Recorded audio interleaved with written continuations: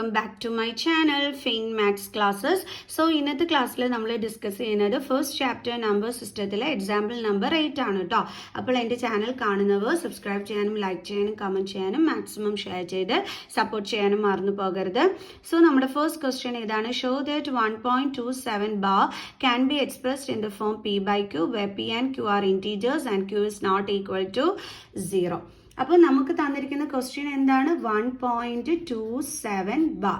So നമ്മൾ ആദ്യമേ നമ്മുടെ ക്വസ്റ്റ്യനെ x is equal to 1. ഈ 27 ബാർ എന്ന് പറഞ്ഞു കഴിഞ്ഞാൽ, അതായത് 27 ബാർ എന്ന് പറഞ്ഞു കഴിഞ്ഞാൽ അതിൻ്റെ അർത്ഥം ഈ 2ഉം 7ഉം ഇവിടെ റിപ്പീറ്റ് ചെയ്യുന്നു എന്നാണ്. ഓക്കെ, അപ്പോൾ നമ്മളത് ഇതേ രീതിയിൽ എഴുതി ഇതിനെ നമ്മൾ ഫസ്റ്റ് ഇക്വേഷനായിട്ട് എടുത്തു. ഇനി ഇവിടെ എത്ര നമ്പറാണ് റിപ്പീറ്റ് ചെയ്യുന്നത്? ടോട്ടലി 2 നമ്പേഴ്സ് ആണല്ലേ റിപ്പീറ്റ് ചെയ്യുന്നത്. 2 നമ്പേഴ്സ് വന്നു കഴിഞ്ഞാൽ നമ്മൾ എന്ത് ചെയ്യണമെന്ന് അറിയാവോ?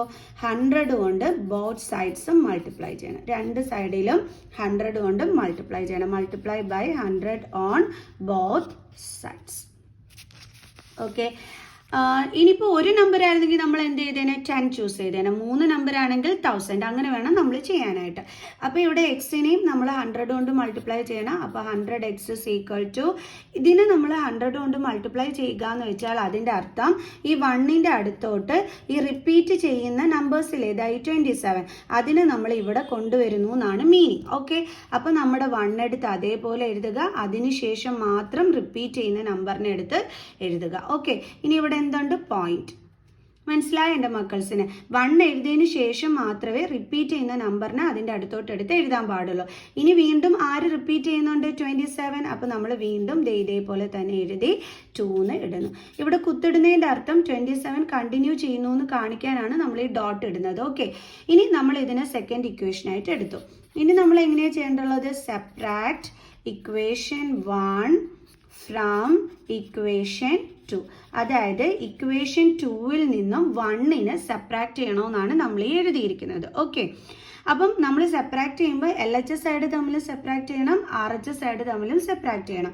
അപ്പോൾ LHS സൈഡിലുള്ളത് 100x, ദെൻ മൈനസ്, പിന്നെ ഇവിടെ ഫസ്റ്റ് ഇക്വേഷനിൽ എന്താ ഉള്ളത്? x is equal to, ഇവിടെ എന്താ ഉള്ളത്? 127.2727 etc. മൈനസ് ഇവിടെ എന്താണുള്ളത്? 1.2727 etc. Clear? 100x minus x, ഇവിടെ സൈഡിൽ ഒന്നുമില്ലെങ്കിൽ 1 ഉണ്ട്. 100ൽ നിന്ന് 1 പോയാൽ എന്താ കിട്ടുന്നത്? 99. x is equal to, ഇത് തമ്മിൽ എങ്ങനെ മൈനസ് ചെയ്യേണ്ടുള്ളത്? 127.27.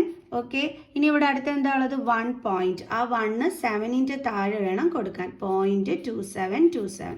സോ മൈനസ് ചെയ്യുമ്പോഴത്തേക്ക് നമുക്ക് 0.621. പോയിന്റിന് ശേഷമുള്ള 0ക്ക് വാല്യൂ ഇല്ല. സോ 126 മാത്രം എടുത്ത് എഴുതിയാൽ മതി. Then x is equal to 126. 99 ഇൻറ്റുവിനെ ഇങ്ങോട്ട് ട്രാൻസ്പോസ് ചെയ്യുമ്പോൾ അത് എന്താകും? ഡിവിഷൻ ആകും അല്ലേ?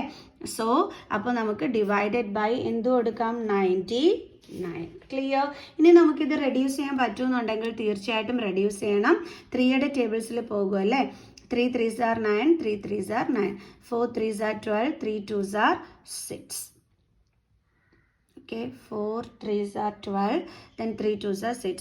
നമുക്കിപ്പോൾ 42ഉം ദെൻ 33യുമാണ് നമുക്കിവിടെ കിട്ടിയിരിക്കുന്നത്. ഓക്കെ, അപ്പോൾ ഇത് വീണ്ടും 3യുടെ ടേബിൾസിൽ പോകും. 3 11s are 33, 3 1s are 3, 1 4 3s are 12. So അപ്പോൾ നമുക്ക് ഫൈനൽ ആൻസർ എക്സിൻ്റെത് എന്താണ് കിട്ടിയത്? 14/11. ക്ലിയർ? ഇത്രയേ ഉള്ളൂ സംഭവം. അപ്പോൾ ഈ ഒരു എക്സാമ്പിൾ ക്വസ്റ്റ്യൻ എല്ലാവർക്കും മനസ്സിലായി കാണുമെന്ന് വിചാരിക്കുന്നു. സോ നെക്സ്റ്റ് ക്വസ്റ്റ്യനുമായിട്ട് കാണുന്നത് വരെ ബൈ ബൈ.